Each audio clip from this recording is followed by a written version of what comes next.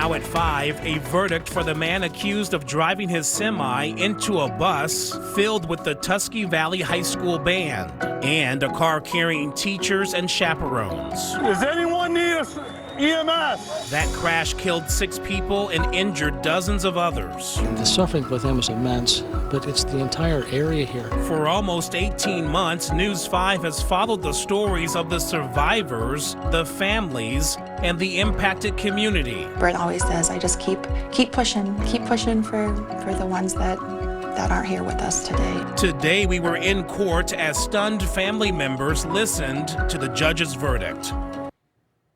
And that 2023 crash forever changing that community and so many lives. Just hours ago, 61-year-old Jacob McDonald was found guilty of causing the crash, but the judge's ruling upsetting some in the courtroom. And since the tragedy, our Bob Jones has spoken with Tusky Valley families and survivors of the crash, and tonight he is following through with reaction to the judge's decision. Silence, cries, hurt, anger. That's Danielle Gettle expressing the feelings of frustration from the families of the Tusky Valley bus crash victims after Friday's verdict from Licking County Judge David Brandstuhl. No, justice was not served. Truck driver Jacob McDonald was facing 26 charges, including multiple felonies, and if convicted of those, was looking at the possibility of many years in prison.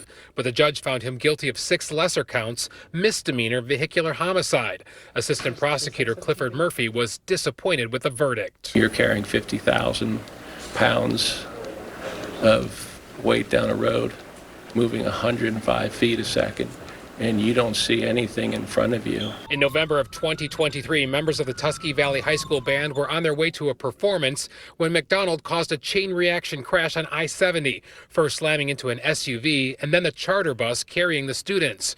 Students John Mosley, Jeffrey Worrell, and Caitlin Owens were killed, as were parent chaperones Christy Gaynor and Shannon Wigfield and teacher Dave Kennett.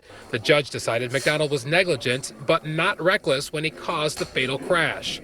Chris Brigden is McDonald's attorney. I felt strongly that the negligence fit, the definition of it, as opposed to recklessness. Recklessness is a very high standard. I just don't understand how. It's a misdemeanor. The crash also injured dozens of others, including Danielle's daughter, Bryn, who suffered severe injuries and talked to me about her long physical and emotional recovery. How does it feel to be walking down the porch? Very nice. Now, a year and a half later, she's getting ready to graduate from Tusky Valley with plans to become a nurse. She graduates on June 1st, and her party's on I call it the celebration, on June 8th. And then she's going to Kent State. The victims' families will have a chance to make statements to McDonald when he is sentenced. A date has not been set yet. Attorneys tell me he could be looking at 6 to 18 months in jail. In Licking County, Bob Jones, News 5.